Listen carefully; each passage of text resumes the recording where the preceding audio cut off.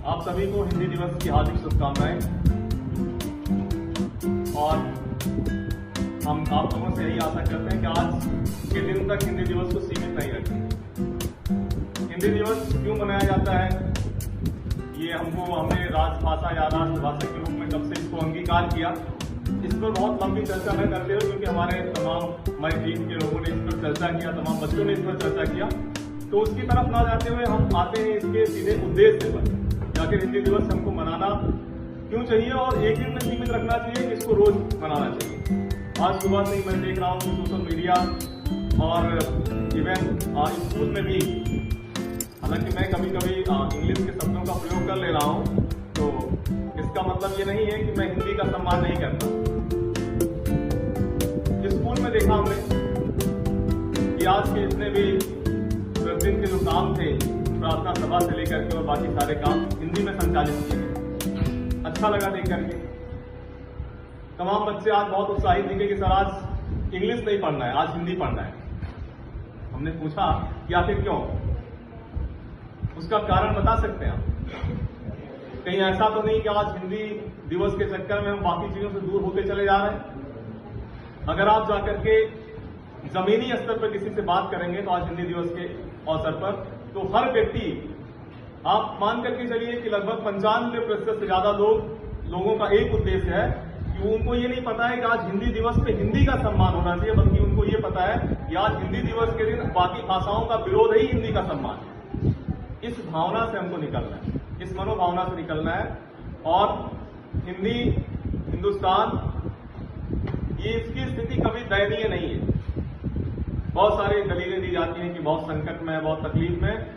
हिंदी हमारी माँ है और उसने ऐसे बेटे और बेटियां पैदा की हैं जिनकी हनक 7 समंदर पार तक सुनाई देती, जो आज पता नहीं कितने करोड़ में इसका टर्नओवर हो रहा है, हिंदी की कविताओं और हिंदी की कहानियों और हिंदी की शायरी और हिंदी की कविता लेखन से लेकर के। तो उसकी स्थिति कभी दयनीय नहीं हो सकती।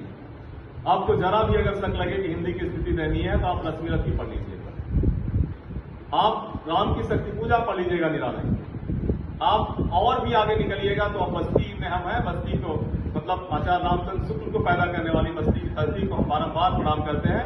आप आचार्य रामचंद्र शुक्ल को पढ़िएगा, पढ़ने के बाद आपको लगेगा हिंदी कितनी समृद्ध।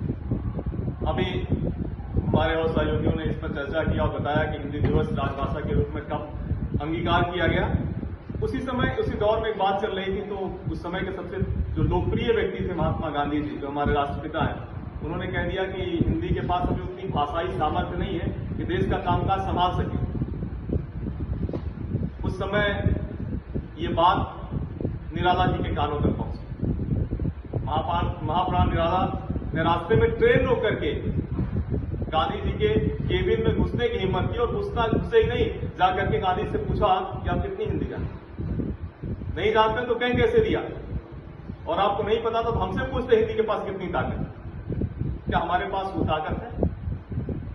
हम इस तरह का काम कर सकते हैं क्या? हम आज दिन भर यही केवल छोटे मोटे कार्यक्रम आयोजित करने के बाद अपने आप को ये दिखा करके कि हाँ हम बहुत बड़े खैर ख्वाह हैं हिंदी के, और शाम तक जाकर के क्या हम बैठेंगे अपने आसपास अपने बच्चों के साथ बैठेंगे, अपने परिवार के साथ बैठेंगे, अपने सहयोगियों के साथ बैठेंगे? क्या इस पर चर्चा हम शाम को करेंगे कि हिंदी हमारी जो राष्ट्रभाषा, हिंदी हमारी जो राजभाषा है, उसका स्तर कैसे बढ़ाया जाए? हिंदी के रचनाकारों के बारे में चर्चा होगी, या सिर्फ हम यहीं तक सीमित रह जाएंगे कि बाकी भाषाओं को ये मानेंगे, अपनी सारी सामाजिक असमर्थता का बाहर मान लेंगे दूसरी भाषाओं को? अभी जैसे संजीव सर ने कहा कि इंग्लिश जरूरी है।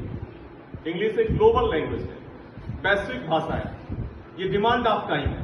आप उसको पढ़िए, जानिए, और हिंदी के होकर के आप इंग्लिश को पढ़िए। हिंदी आप इंग्लिश में पीएचडी कर लीजिए, लेकिन सपने हिंदी में नहीं। तो हमारा जो मकसद है, हमारा जो उद्देश्य है, वो कहीं ना कहीं से सफल होगा। बाकी जो लोग काम कर रहे हैं उनको करने दीजिए, आप जमीनी स्तर पे आइए और अपने मुहिम को आप आगे बढ़ाइए। आप बाकी लोगों के बारे में बहुत ज्यादा सोचना नहीं है।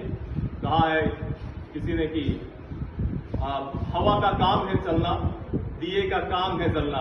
वो अपना काम करता है, मैं अपना काम करता हूँ। हिंदी दिवस की अशेष शुभकामनाएं। आप हिंदी को आसमान तक पहुंचाएं, यही हमारी आपको हमारी मंगल कामना है।